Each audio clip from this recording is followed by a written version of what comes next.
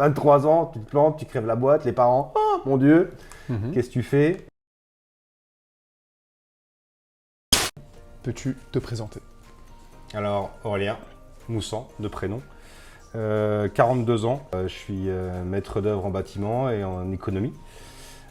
Raconte-nous un peu ton enfance. Alors, je pense avoir eu une enfance heureuse, issue d'une famille modeste, des parents aimants, des parents aidants, des grands-parents présents également, et puis une famille assez soudée dans la majeure partie des cas. Petite parenthèse un peu sympa et clin d'œil, c'est que mon frère travaille aujourd'hui avec moi et j'en suis ravi.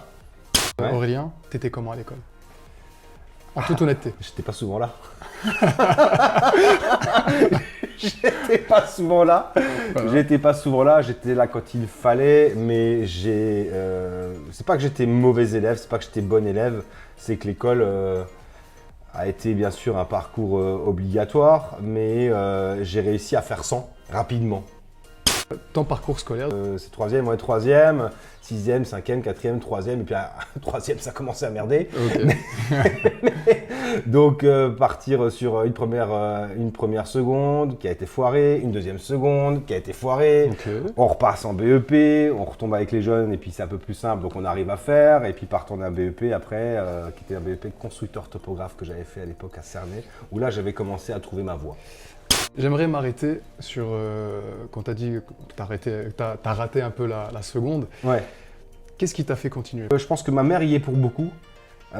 C'est que voyant les échecs multiples, elle se dit bon, il faut quand même qu'on essaie de faire quelque chose et à un moment donné de revenir aussi vers un métier qui me plaisait puisque je dessinais beaucoup de maisons étant gamin. Mais c'est grosso modo à l'issue d'un brevet de technicien que je me suis un peu arrêté, quoi. Je pense que oui, la maman sur ce coup-là a été l'impulsion. T'étais vraiment directement attiré par le côté, je pense, professionnel, terrain, que par le côté peut-être scolaire. J'ai été attiré de suite par l'autonomie. De rien devoir à personne et d'arriver à faire ce qu'on a envie de faire soi-même sans avoir à passer à des prérequis à qui que ce soit. Voilà, c'est je veux, je fais. Je veux faire, je me donne les moyens. Le parcours professionnel, vraiment les grosses étapes. Un peu fou hein, que je faisais l'été en fait, durant les vacances, j'étais déménageur. Alors là, ça se voit plus trop, mais, mais j'ai fait du déménagement pendant longtemps. Et t'avais quel âge donc ça, j'avais commencé, j'avais 17-18 ans pendant les études, et puis à un moment donné, il y a un été, à la place de repartir dans les études à la rentrée, j'ai continué à bosser. Donc j'ai fait ma dernière expérience, pas professionnelle, mais scolaire, c'est que j'ai fini par un BTS en action commerciale.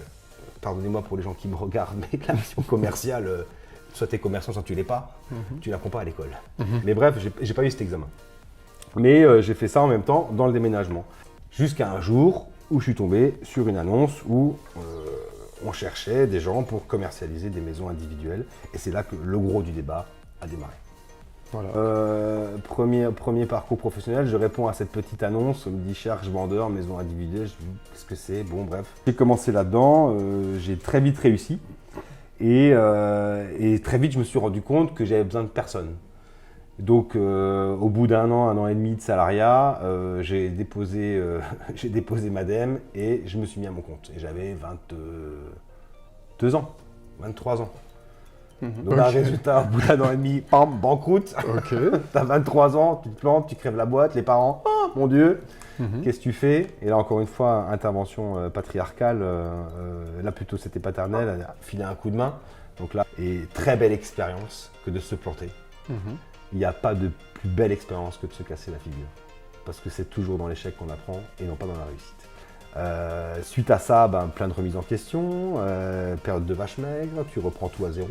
Tu redémarres, la famille est craintive parce que retourner dans du salariat, alors que j'en pouvais pas. Et puis trouver une entreprise dans laquelle je suis rentré, qui faisait donc de la maison individuelle. Et tout ce que tu faisais en plus, c'était que de la com. Donc pour arriver à bien vivre, il fallait envoyer du lourd. Donc c'était du lundi au dimanche, ça bossait et compagnie. Au bout de cette année-là, je me rends compte que je fais une bonne partie du chiffre de l'agence. Et c'était quoi précisément ton travail du coup? J'étais commercial en maison individuelle. Et donc cette année-là, je faisais une bonne partie du chiffre de l'agence. Et là, je fais une petite dédicace, on parlait avant à cette personne, si un jour elle me voit, je la remercie vraiment. Je lui ai demandé, écoute, j'ai vendu quand même beaucoup de maisons cette année, le chiffre était plutôt pas mal, tu fais quoi, tu donnes une prime? Et on m'a dit, non, non, écoute, si tu veux plus d'argent, pardon, il faut que tu vendes plus de maisons. Et heureusement qu'il m'a dit ça, parce que ça m'a fait un tilt, je dis, oh, ok. Et là, j'ai tourné les talons, j'ai dit, bon, d'accord, et c'est là que j'ai remonté l'entreprise qu'on a aujourd'hui.